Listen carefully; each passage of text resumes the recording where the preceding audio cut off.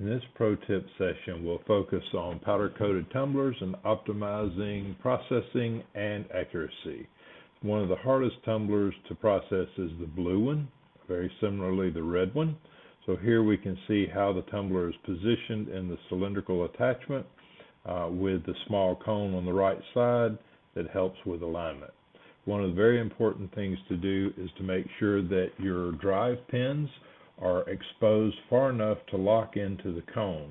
The aqua-colored circle shows the slot that the fingers must lock into.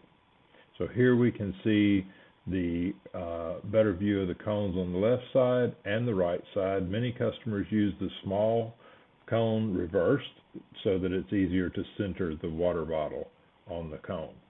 Now let's take a look at how we can optimize the job within the software to get the fastest results. So the first thing that we'll do is look at this is an LS100 laser using the Type 2 cylindrical.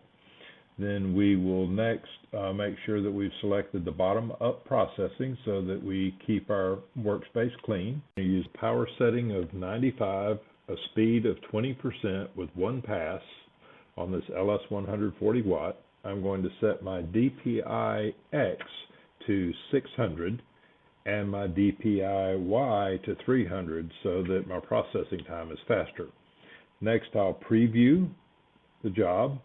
I can see that it appears it's going to engrave properly.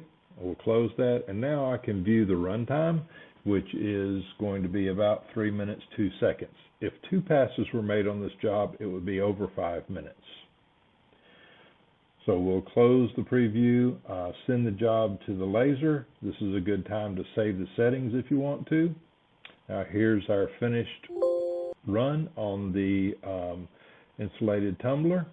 We'll now clean the insulated tumbler using Awesome Cleaner.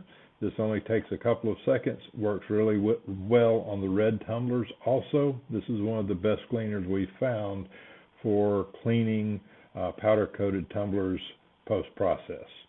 So once the tumbler is clean, we have a very nice crisp image with no residue left behind.